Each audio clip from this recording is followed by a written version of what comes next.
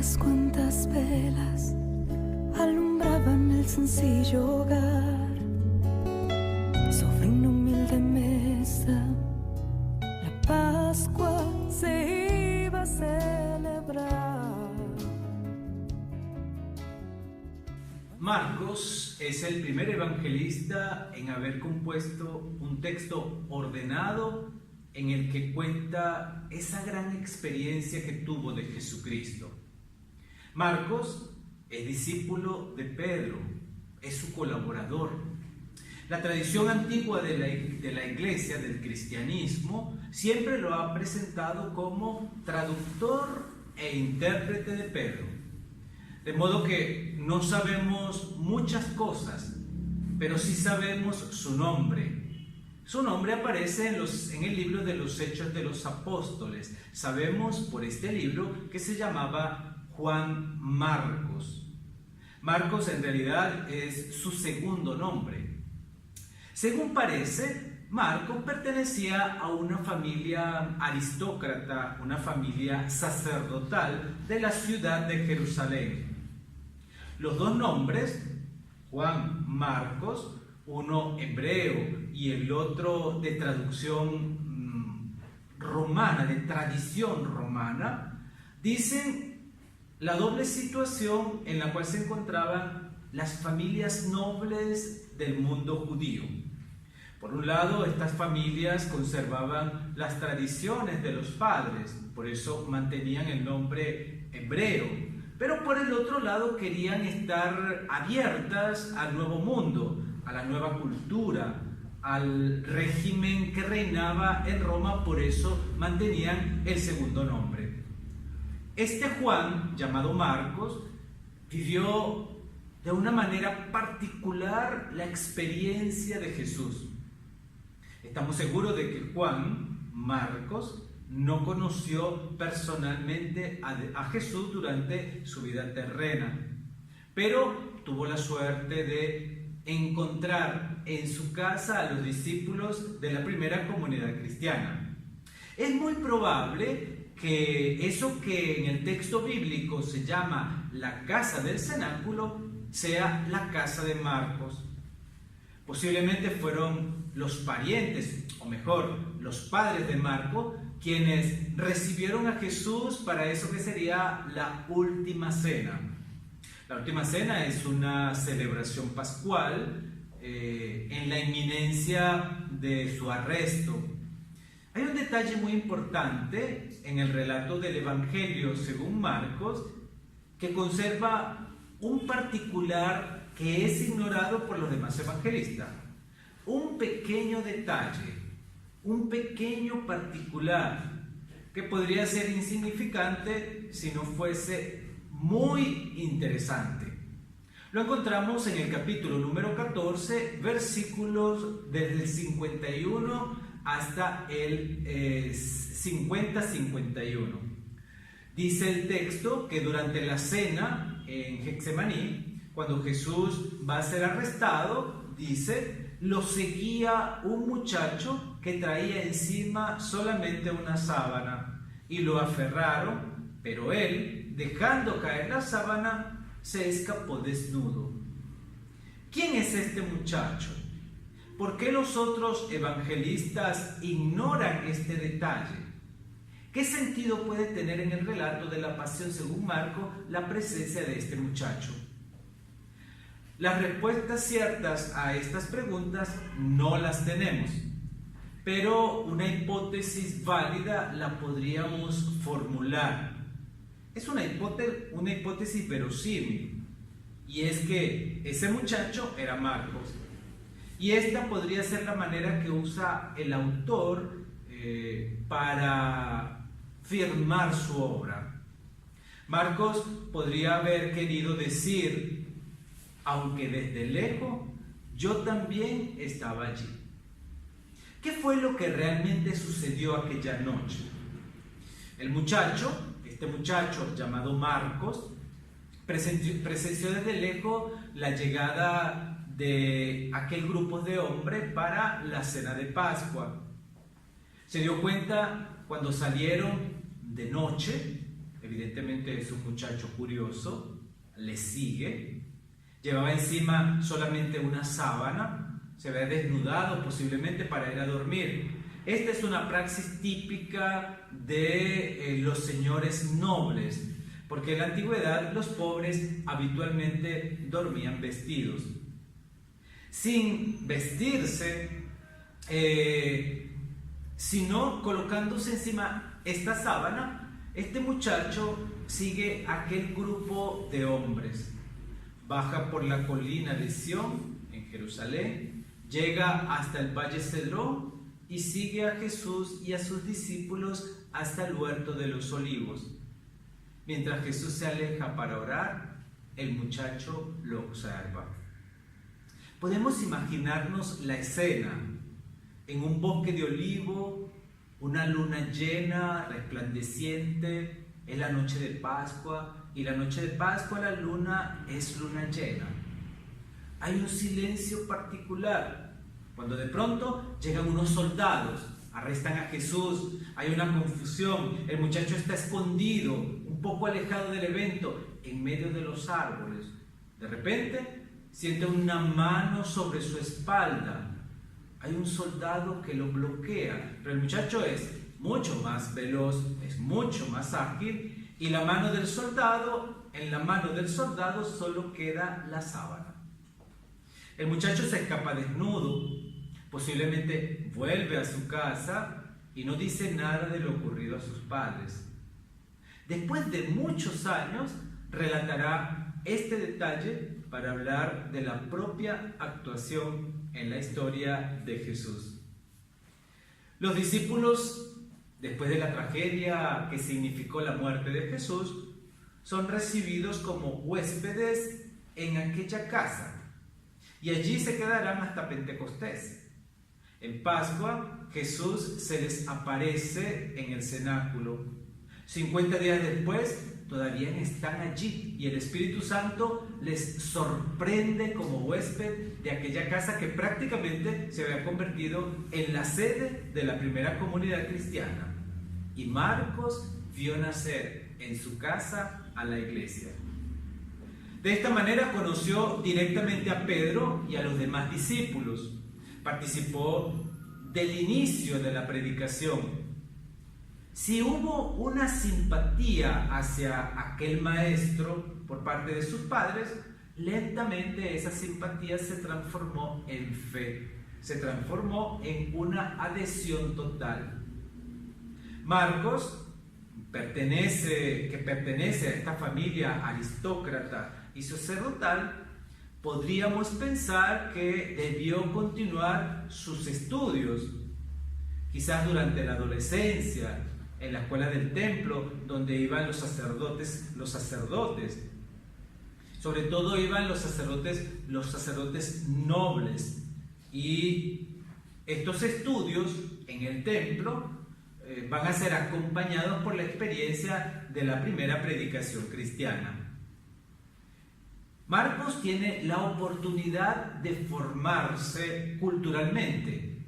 De esta manera coloca las bases, las raíces en la tradición del pueblo de Israel. Pero su corazón está en otra parte.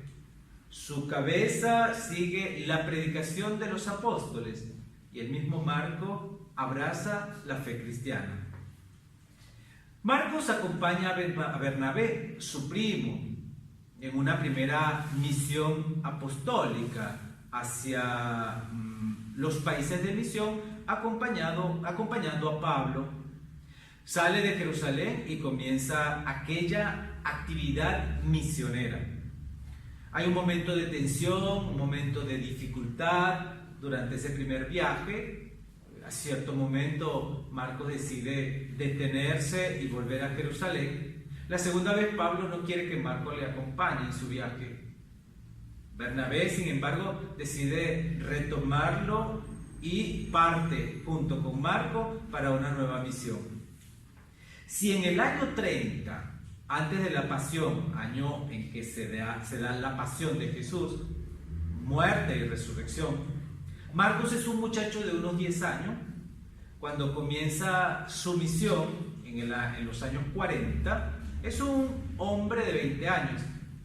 Los años que siguen se dedicarán a esta misión apostólica, una misión de predicación, de anuncio del Evangelio. A Marcos no se le pueden seguir los pasos porque no se poseen otras informaciones ni en los Hechos de los Apóstoles ni en otras fuentes. Sin embargo, el testimonio de los padres de la Iglesia dicen que su obra literaria fue escrita en la ciudad de Roma cuando Pedro todavía estaba presente. Recordemos que Pedro murió mártir cerca del año 64. De esta manera nosotros podríamos pensar que la obra literaria de Marcos se realizó en la capital del Imperio Romano, es decir, en Roma, y en los primeros años 60. Cuando Marcos llega a Roma, en esta ciudad, que es una ciudad cosmopolita, se encuentran también Pedro y Pablo. La comunidad de Roma es una comunidad muy viva, es una comunidad en expansión.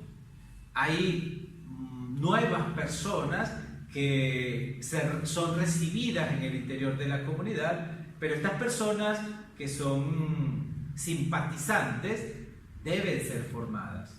Este grupo de personas que se encuentran en la ciudad de Roma, personas autorizadas, Pedro, Pablo, Bernabé, Lucas, Tito, Timoteo, muchos personajes son personas autorizadas que se encuentran en la ciudad. Estas personas se encuentran con otro grupo que son los simpatizantes del cristianismo, aquellos que quieren formar parte del cristianismo pero no tienen una formación adecuada. Nosotros diríamos que estos simpatizantes se quieren inscribir en la catequesis, ¿no? Pero necesitan ser formarse para conocer a Jesús y poder adherirse a su persona.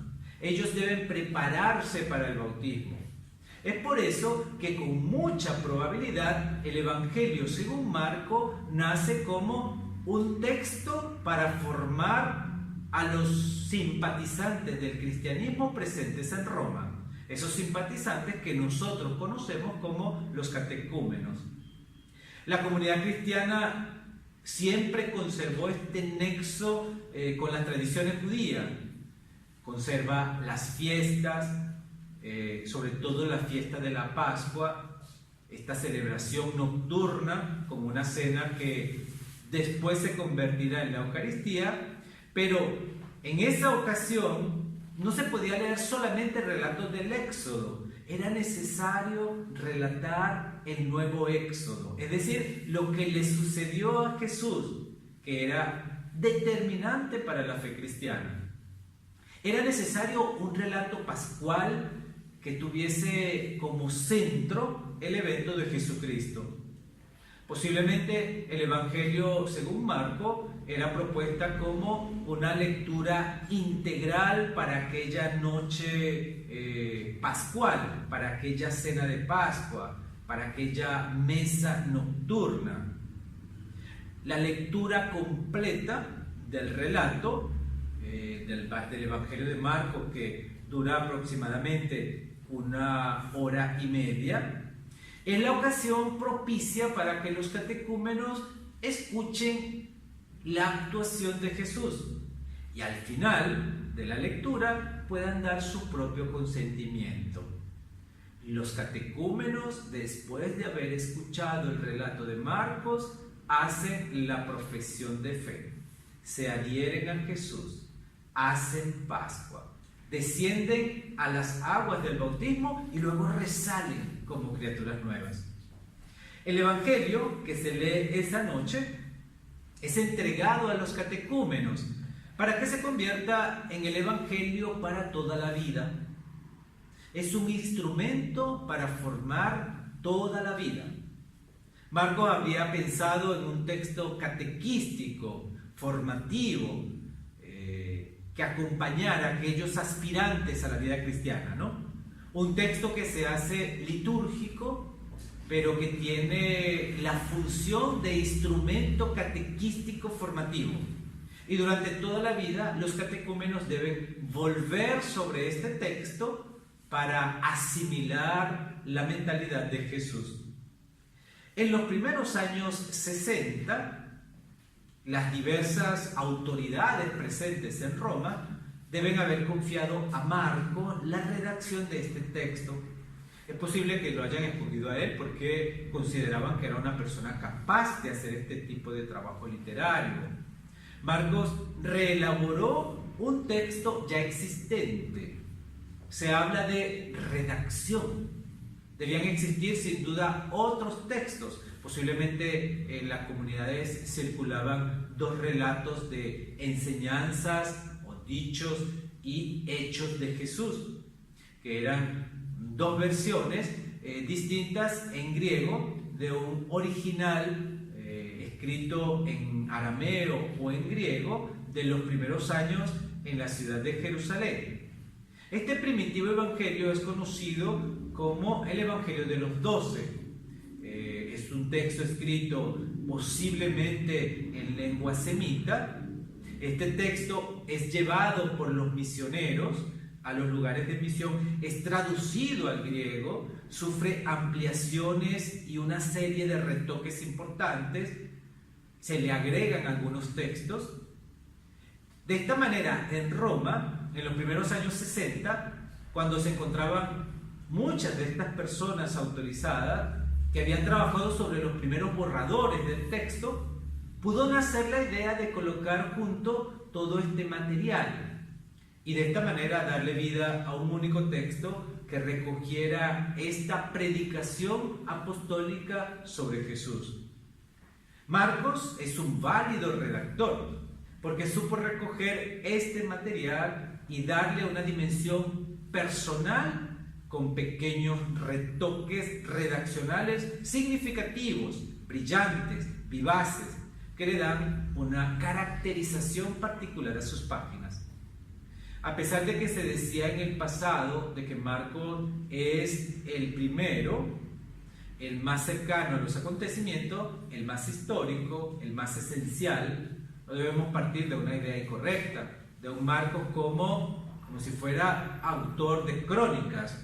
Marcos interviene en el texto, hace sus retoques, agrega mediaciones y es capaz de agregar una serie de pinceladas simbólicas muy importantes. Pero volvamos al particular del muchachito que se escapa desnudo, dejando la sábana en la mano del soldado. Podría ser un cuadro, llamaríamos autobiográfico, pero no le quita a este texto una fuerte valencia simbólica con muchas particularidades. Imaginémonos esa noche, una noche particular de luna llena, en medio de los olivos, un soldado que tiene en sus manos una sábana y abajo, en el valle, un muchacho que escapa desnudo. Esta es una anticipación de la resurrección. La mañana de Pascua, en la tumba vacía, encontrarán solamente una sábana. Aquellos soldados que habían ido a realizar la guardia tienen entre sus manos solamente una sábana, pero el cuerpo del Cristo resucitado ha escapado desnudo. Esta es una imagen teológica bíblica que hace referencia a un texto del profeta Amós que dice o anuncia la desnudez del bautismo. Los catecúmenos se desvisten, bajan al agua, resalen nuevos y son revestidos con las túnicas blancas. Inclusive, este particular autobiográfico de Marco puede asumir un valor teológico y simbólico y darle a todo el Evangelio según Marco la connotación de un texto litúrgico para la noche de Pascua, pero además convertirse en documento catequístico para toda la vida. Este es el proyecto de Marco, un texto litúrgico para una noche que se convierte en un documento para toda la vida.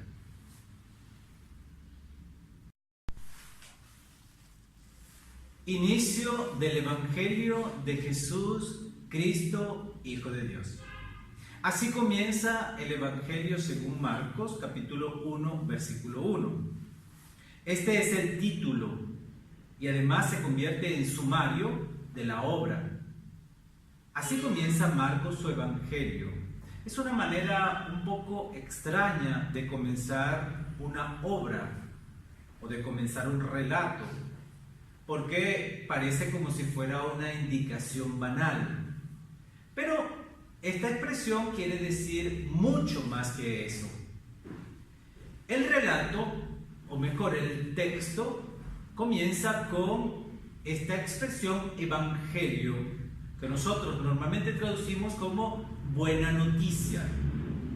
El texto en realidad es la predicación de los apóstoles. Los evangelios son justamente la predicación de los apóstoles. Es lo esencial de lo que significó la experiencia de Jesús. Marcos habla de un inicio del evangelio. Esto se convierte en un camino, es una experiencia. Es como si dijera, les voy a relatar de dónde comenzó la predicación apostólica. Y esta predicación apostólica tiene dos objetivos, tiene dos objetos mejor. Y esos objetos son Jesús, del cual se dicen dos cosas. Primero se dice que Jesús es el Cristo. Segundo, que Jesús es el Hijo de Dios. Son dos afirmaciones, y afirmaciones fundamentales. Son los dos vertientes que debemos tener presente cuando leemos el Evangelio de Marcos. Pero además son las dos verdades que debemos reconocer en Jesús. Son dos títulos importantes, pero al mismo tiempo son distintos. Estos dos títulos, Jesús el Cristo y Jesús el Hijo de Dios, son para Marcos el querigma apostólico, es decir, el contenido de la predicación. La obra de Marcos de esta manera se estructura en dos grandes partes. Ya en el título nos dice la organización de todo el libro. La primera parte, Marcos relatará, hará un camino con los discípulos hasta llegar al capítulo número 8. En el capítulo número 8, el vértice de esa primera parte es la profesión de fe del apóstol Pedro. El apóstol Pedro que dice, tú eres el Cristo. Son 8 capítulos que narran cómo Pedro y los discípulos llegaron a reconocer que Jesús es el Cristo, es decir, el Mesías. Decir que Jesús es el Mesías no significa haber entendido realmente quién es. Porque Mesías es un título fundamental. Un título fundamental no, en realidad Mesías es un título funcional, es decir, dicen la función mesiánica. Mesías podría ser simplemente un líder, un hombre que toma en sus manos el poder y llega a ser rey. Reorganiza un estado. Es el rey legítimo, sucesor del rey David. Pero Jesús no es eso. Los apóstoles llegaron a reconocer en Jesús al Cristo, pero se necesita de una segunda fase. De hecho, la segunda fase es la segunda parte del Evangelio, en el cual el Maestro explica a los discípulos que llegar a ser Mesías significa morir, significa dar la vida. La segunda parte es el camino que Jesús utiliza para formar a los discípulos, formarlos para que comprendan el significado profundo del drama de la cruz, para que ellos puedan acoger en sus vidas el sentido salvífico que tiene la cruz. Esta segunda parte tiene un vértice, es decir, un culmen, justo al pie de la cruz, encontramos a un soldado romano que, viendo morir a Jesús de esa manera, dice el texto, el soldado romano dice: verdaderamente este hombre era hijo de Dios. Es un soldado romano que hace la profesión de fe, y esta profesión de fe se convierte en vértice de esta parte y reconoce la divinidad de Jesús. Nosotros sabemos que el Evangelio según Marco nació para formar a los catecúmenos. Ha sido pensado como una formación catequística para aquellos que aspiraban a ser cristianos, para aquellos que se preparaban para bautizarse y poder recibir este mensaje de Jesús para la propia vida. Se entiende mejor el hecho de que Marcos titule a su obra Principio del Evangelio, porque el principio se convierte en un punto de partida evangélica. Es un camino de fe, un camino para adherirse de verdad a Jesús. Hemos dicho que en la primera parte, el vértice de esta primera parte es la profesión de fe de Pedro, y se convierte además en el centro del Evangelio según Marco. La profesión de fe de Pedro es el centro del Evangelio según Marco. Nosotros lo encontramos narrado en el capítulo número 8, versículo 29. Después de la primera parte, en el relato se muestra el camino de los discípulos, que los discípulos vienen presentados en esta primera parte como sordos, ciegos y mudos, es decir, personas incapaces de poder entender, poder hablar, poder ver quién es Jesús. Entonces se coloca este texto que se convierte en el vértice de esta primera parte. Dice el texto el siguiente relato: salió Jesús con sus discípulos hacia los pueblos de Cesarea de Filipo, y por el camino hizo esta pregunta a sus discípulos: ¿quién dicen los hombres que soy yo? Ellos le dijeron: unos que Juan el Bautista, otros que Elías, otros que uno de los profetas. Y él les preguntaba: ¿y ustedes? ¿Quién dicen que soy yo? Pedro le contesta: tú eres el Cristo, y les mandó enérgicamente que a nadie hablara acerca de él. Ahora, la pregunta que surge es: ¿quién es Jesús? El texto nos ubica a Jesús fuera de los confines tradicionales del pueblo de Israel. Es decir, Jesús está en el exterior, está en el norte, en una región llamada Cesarea de Filipo. Cesarea de Filipo es una región completamente alejada de las tradiciones del antiguo Israel, lo cual muestra desde ya una apertura hacia todas las gentes. Y allí, junto a los discípulos, pregunta cuáles son las opiniones que las personas tienen de él. Pero está preguntando de aquellos que están lejos de Jesús, de los que no lo conocen en profundidad, sino que lo conocen de manera superficial y exterior.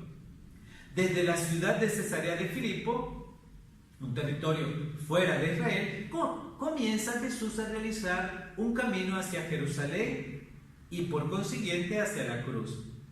El camino comienza en este lugar alejado de las tradiciones del mundo religioso y además cultural del cual viene. En el viaje entre las dos ciudades, Cesarea de Filipo y Jerusalén, que son signos de dos poderes distintos, muestra la realidad de la diversidad de su camino y sobre todo de su realeza. Es en ese camino entre estos dos poderes que Jesús revela su verdadera identidad. Los discípulos se entienden solamente en parte, porque sus corazones están lejos del Maestro. La pregunta que Jesús hace a los discípulos la realiza, y dice Marco, mientras van caminando. Este es un detalle muy importante, porque significa que ellos están realizando un camino, que los discípulos recorren un camino en el cual deben interrogarse. El camino es una imagen de formación. Jesús y los discípulos están en camino, lo hacen juntos. El evangelista entonces nos hace notar el énfasis sobre el camino, porque entendemos que para Marcos el camino no es solo una vía que conduce a un lugar determinado, es mucho más que eso. El camino es un proyecto, es un itinerario, es una dinámica comunicacional que va más allá del mero recorrido. No en vano el evangelista nos hace notar claramente esa expresión siempre por el camino. Los discípulos le presentan a Jesús las opiniones corrientes, opiniones que reciclan algo que ya sucedió. Dicen que Jesús podría ser Juan el Bautista o podría ser uno de los grandes profetas, es decir, uno que pertenece al pasado, uno como tantos otros, alguien del pasado. Pero Jesús es una novedad. Jesús no repite modelos del pasado, sino que inicia modelos nuevos, modelos originales. La segunda pregunta que Jesús hace se refiere a la opinión de los discípulos. Esos discípulos que viven con Jesús, que han visto las obras que Él realiza, que han escuchado lo que Él dice, que han vivido con Él, que han compartido su vida. ¿Qué opinión se han hecho de Él? Entonces Pedro le responde en nombre de los 12, tú eres el Cristo. Desgraciadamente tenemos una traducción, tenemos una costumbre, y es que nosotros tendemos a fundir en un solo evangelio todos los evangelios. Y cuando se nos hace la pregunta de cuál es la profesión de fe de Pedro, nosotros normalmente respondemos con la fórmula presente en el Evangelio según Mateo. Pero ahora estamos leyendo el Evangelio según Marcos. Es necesario aprender a observar las diferencias. No debemos reconstruirnos un hipotético quinto evangelio colocándolo junto a los 4 canónicos. Deberíamos respetar a cada uno de los relatos canónicos y valorizar las particularidades, los detalles de cada uno de ellos. Si en Mateo la profesión de fe de Pedro dice, tú eres el Cristo, el Hijo de Dios vivo, en Marcos no dice lo mismo. Es más, intencionalmente Marcos distingue la profesión de fe de Pedro, que es el vértice de la primera parte, de la profesión de fe del centurión romano, que es el vértice de la segunda parte. En Marcos, Pedro dice, tú eres el Cristo. El centurión dice, verdaderamente este hombre era hijo de Dios. El relato de la profesión de fe de Pedro se encuentra inmediatamente después de la curación de un ciego en Betsaida. Una curación en 2 fases. Es un relato que alude a la composición de todo el Evangelio. Después de aquella intervención de curación, el hombre ciego dice que ve a los hombres porque tiene la impresión de que los árboles caminan. El ciego no ve bien. Comienza a ver alguna cosa, pero es necesario una segunda intervención que le permita tener una visión limpia que corresponda con la realidad. Es lo que sucede con los discípulos. De esta manera sucede con los discípulos. Ellos llegaron a reconocer a Jesús, que es el Cristo, el Mesías. Pero esto no es el vértice de la fe, porque no era muy claro en qué consistía esta mesianidad. ¿qué debía hacer el Mesías? Cada uno de ellos tenía una idea personal, una propia idea. Los diversos movimientos mesiánicos en la época de Jesús tenían ideas distintas. Por ejemplo, los escribas pensaban en un gran profesor que reformase el derecho y que diera explicaciones claras sobre la ley. Los sacerdotes esperaban a un Mesías que fuera un liturgista, que ordenara las celebraciones sobre todo en el templo, y que fuese el hombre puro para ese ritual. El fariseo esperaba a un Mesías moral, el hombre moral, el hombre que enseñaba los caminos de Dios. Los políticos esperaban un Mesías tipo militar, que tomase las armas, que hiciera la guerra y que luchara en contra del Imperio Romano. De esta manera se resumen las posiciones presentes sobre el Mesías en la época de Jesús. Algunos esperaban al hombre material, otros esperaban al hombre espiritual. Cada uno de estos grupos proyectaba sobre el Mesías sus propias expectativas. En todo caso, el término Cristo es un término griego que corresponde al término hebreo Mesías. Mashiach es la pronunciación en hebreo, que significa el ungido o el consagrado. Este término Mashiach es un término político que indica un rey. O sea, este término tiene una visión de tipo civil, de tipo administrativo. Un término que se pueda utilizar para luchar en contra de los romanos, que son los patrones de la situación.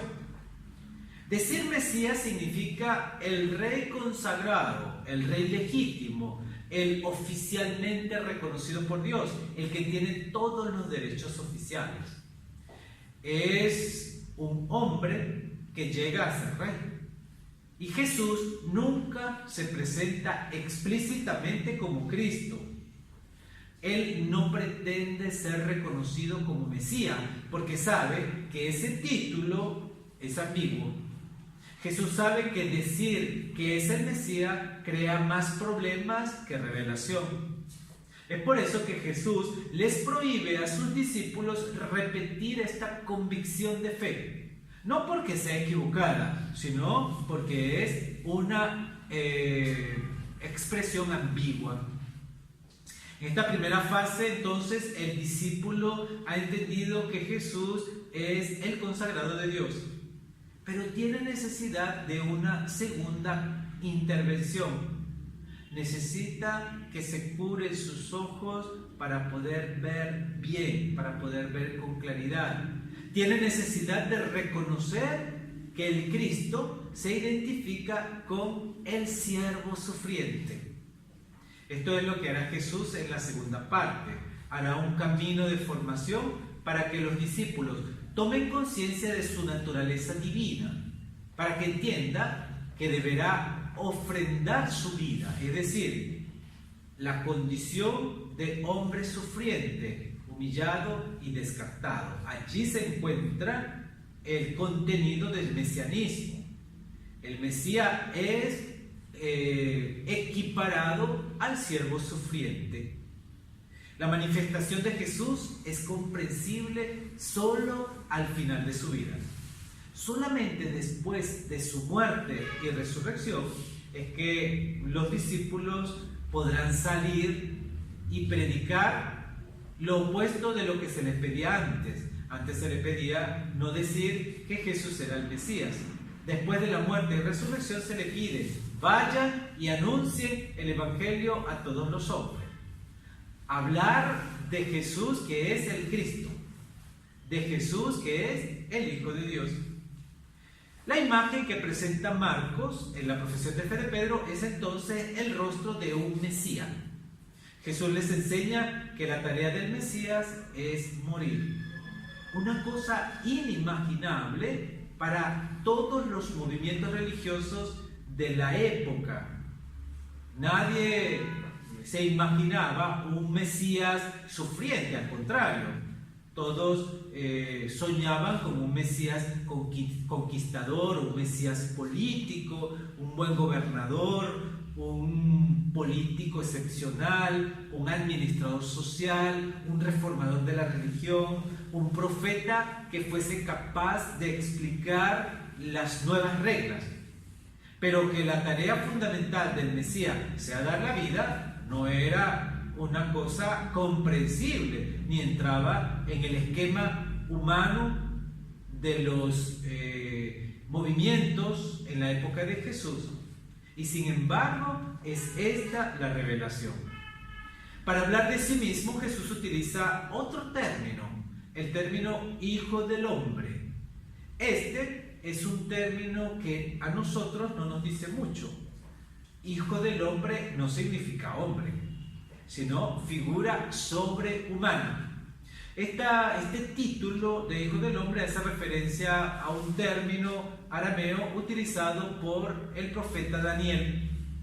Daniel, en una de sus visiones, contrapone a 4 bestias que aparecen en su visión, les contrapone a una figura de un hijo de hombre. A este hijo de hombre Dios le da todo el poder, le da la gloria y le da el reino. Es un personaje trascendente, es decir, es alguien que viene sobre las nubes del cielo.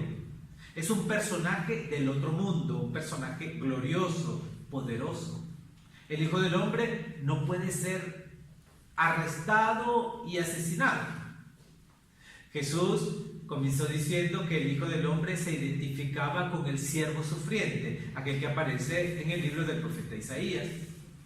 Jesús es un personaje del otro mundo, es un personaje glorioso, es el Mesías de Israel, pero su tarea es ser rechazado. Jesús sabe que este anuncio que lleva adelante, esta revelación plena de Dios, no le agradará a las autoridades religiosas. Sabe que su predicación será obstaculizada y que si él no cambia su propia manera de predicar, será eliminado. La segunda parte del Evangelio de Marcos, entonces, se podría dividir a grandes rasgos en 3 momentos bien distintos entre sí. El primer momento, la narración del viaje que Jesús hace desde Nazaret hacia Jerusalén. En ese viaje hace 3 anuncios de la pasión. Jesús hace una catequesis para mostrarle a los discípulos el estilo del Mesías. La segunda parte, cuando Jesús llega a Jerusalén, allí va a tener unas controversias con las autoridades del templo. Y la tercera parte, que contiene los relatos de la pasión, el anuncio de la resurrección y el cumplimiento. Aquí se encuentra el segundo vértice, aquel del centurión romano. Ese centurión que a los pies de la cruz reconoce a Jesús como Hijo de Dios. Es un romano, como aquellos destinatarios del Evangelio. Y los catecúmenos que escuchan el relato de Marcos, saben que ese centurión romano es uno de ellos, que viendo morir a Jesús de aquella manera, reconoce su divinidad. Esta es una gran catequesis que conduce al bautismo, que conduce a la plena profesión de fe del cristiano. Ese cristiano que reconoce en Jesús, muerto y resucitado, al Hijo del Hombre. Creyendo en Jesús de esta manera, el creyente es identificado con Cristo, bautizado, muere y resucita también él, y el itinerario formativo propuesto por Marcos llega a su cumplimiento.